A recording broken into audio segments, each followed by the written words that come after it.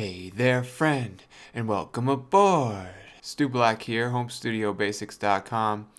And before we get into the Sennheiser HD600 review, or 100 if you're white, grab a snack, sit back and relax because you've come to the right place.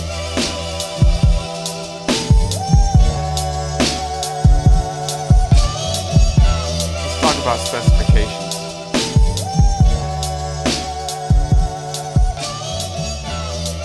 This is an open-back circumaural headphone with a frequency response of 12 Hz to 39,000 Hz. It's got an impedance of 300 ohms and a sensitivity of 97 decibels per milliwatt.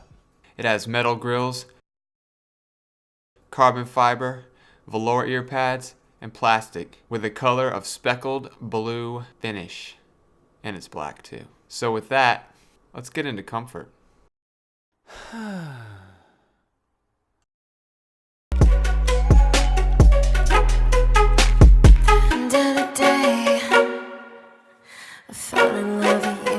Oh, hey friend, I didn't see you there. Just enjoying my HD600s. So, how are these for comfort? Well, the Sennheiser HD600s are most famous or notorious or infamous for having a relatively tight clamp force at first. So when you first get them, it's going to feel like a vice grip on your dome piece. I've had mine for over a year now. You know, the fit has become more comfortable. I would say be careful with them at first if you're going to stretch them out. But stretching them will help. But right now, they feel pretty good. I like the fact that they are a little bit tighter than most headphones because the velour helps, cushion my big head. And they feel really nice on your head. You can wear these indefinitely. I don't really ever make adjustments when I have them on. The padding is so plush. It's not super soft like a Bayer Dynamic, but the velour it's just right. So all in all, #1 for comfort. The pads are they have a nice shape to them, so they contour your ear pretty well, and the cups are deep enough to where they feel snug when you have them on. The top of the headband also has some padding, but it's not your traditional uniform pad. There's like 4, but they feel incredible on your head. This is not the type of headphone that's going to be digging into your skull. This headphone came out in 1997, so the fact that it's still relevant and actually beats out most headphones as far as comfort is exemplary. It's exemplary. Yeah, it's exemplary. With that, let's get into build.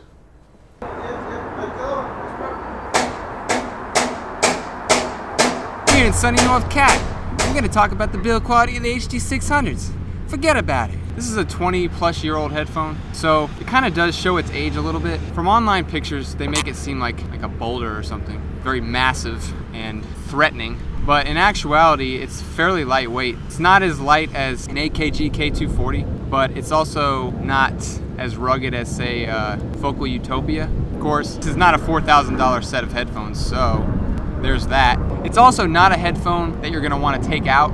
In fact, I was a little bit skeptical and nervous about taking it out today because it doesn't come with a case and it's really meant for the studio. In fact, mine 99% of the time sits in my studio at home. So I would say the build quality is very good despite the fact that it's a little bit outdated. It has this retro look to it. Not everyone enjoys the speckled blue finish. I don't really mind it. A lot of people prefer the gray of the 650. The headphone doesn't feel cheap. It's a little bit lighter than you're going to be expecting. The cord is detachable and replaceable. In fact, most of the parts on this headphone are replaceable. So given proper care, this baby should last you the rest of your life, really. And so that's why I have to give it an A, but not #1.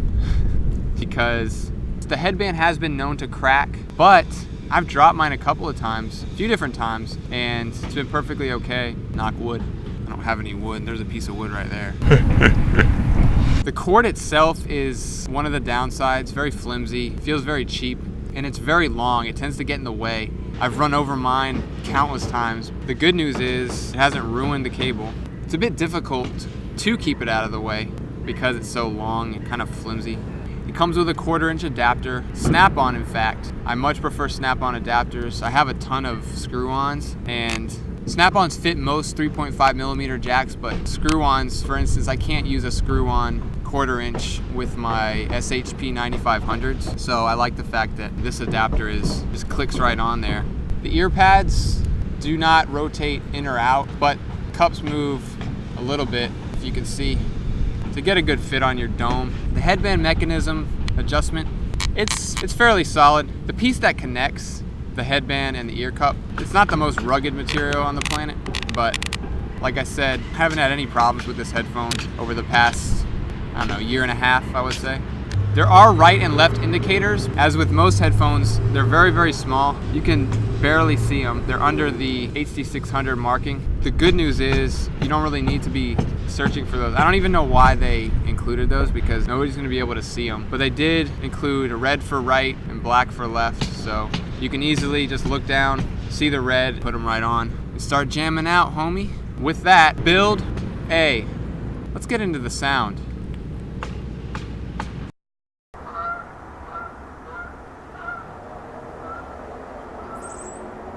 So what about the sound of the HD600? Well, that's a mouthful, because there are about a million ways you can describe this sound.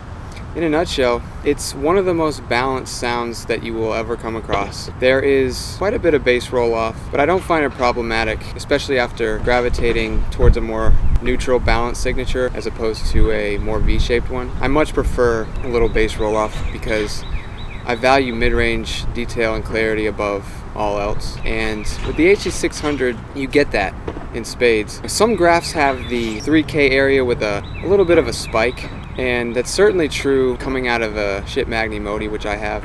There's a little bit of stridence and sibilance around that area, almost to the point of there being a little bit too much energy, sort of like when people describe the upper mids low treble of the 9500. They describe it as a little bit grating, and it's definitely bright, but I personally really like it. With the 600s out of the Magni, to be honest, sometimes it's just a little bit too much. That said, imaging and instrument separation on the HD600 is absolutely marvelous. Soundstage, of course, they're famous for having a somewhat narrow image, which is true. I would go out on a limb and say that the 9500 has a bigger soundstage than the HD600, and you would probably tend to agree. Clarity, precision, detail, accuracy, all spot on. There was a commenter on my 9500 review which I have not responded to yet because there was a lot.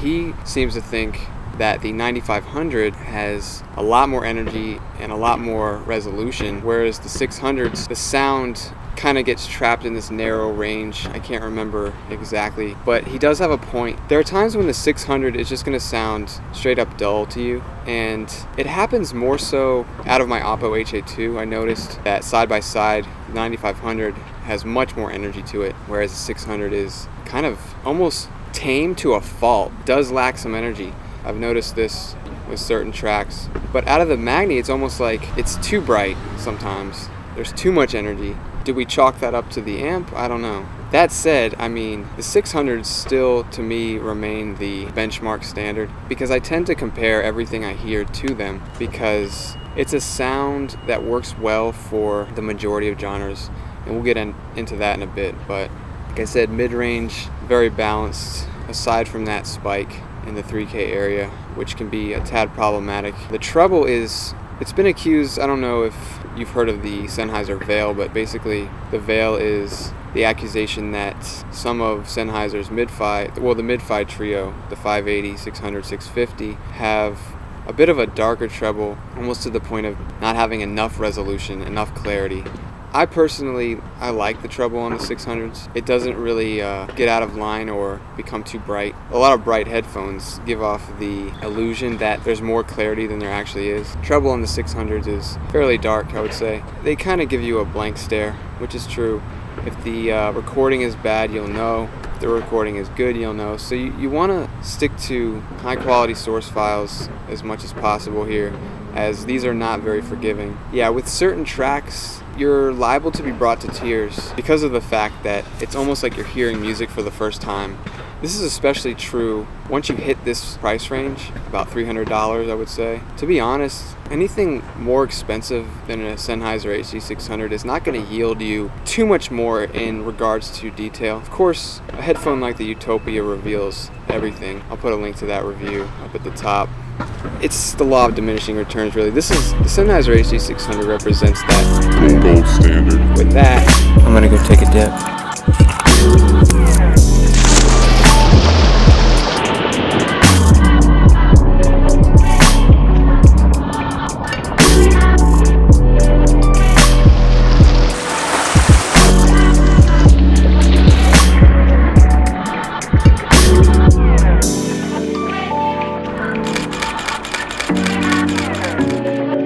On these puppies is good. You're not going to get a very wide soundstage, but the image itself is very clear, crisp. You're able to hear stuff in all directions behind you, in front of you. But the actual image itself is fairly narrow. Even with that said, instrument separation more than makes up for the lack of soundstage. That's really about it as far as that's concerned. So will you need an amp for this beast?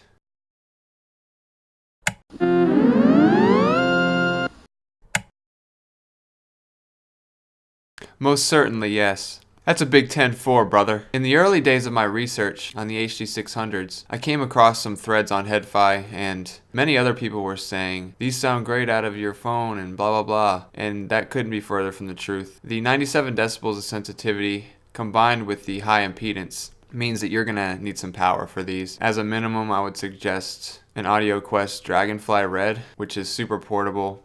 I'll link a review down below. That will make these sound fantastic. You could also get the Oppo HA2, but I found that they do lack some energy out of the HA2. And for a desktop solution, of course, the Magnimoti that I always recommend. Yeah, don't try to plug these into your phone and expect them to sound anywhere close to their potential. The sound will be clear, but it won't be loud enough because they need power. How about genre pairing? These do well with most genres, and that's one of the reasons why they're so valuable. I like them with rap and hip-hop. Some people don't, but I find that the clarity and detail makes up for the lack of bass. It rolls off a little bit more than your average headphone. But I much prefer the texture and nuance here. Instead of feeling the bass, you hear the bass. And that sounds fairly straightforward and obvious, but when you put these on and start dissecting tracks, you come to realize that headphones you've grown up with all your life really miss out on a lot of the good stuff that's going on in the song. So for genres, pretty much anything, jazz, classical of course, they do really well for rap, hip-hop, rock, metal, folk, acoustic, pretty much anything you can think of, these will handle. With that, what's my final grade for the HD600?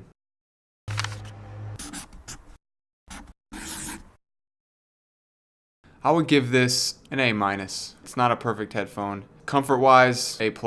Build-wise, A-, B+. Sound, A-, B+, because while this headphone has been praised the world over, it does have some drawbacks, most notably being the somewhat shouty mid-range, which you can always EQ it down. The bass roll-off will bother some people. The darker treble will also bother some people. So with that, thanks for watching, guys. Don't forget to like, dislike, comment, and subscribe to my growing channel. Check for more valuable content in the description below. Consider following me on social media. Do you have any suggestions for how to improve? What would you like to see next? Question of the day: where does this mug come from?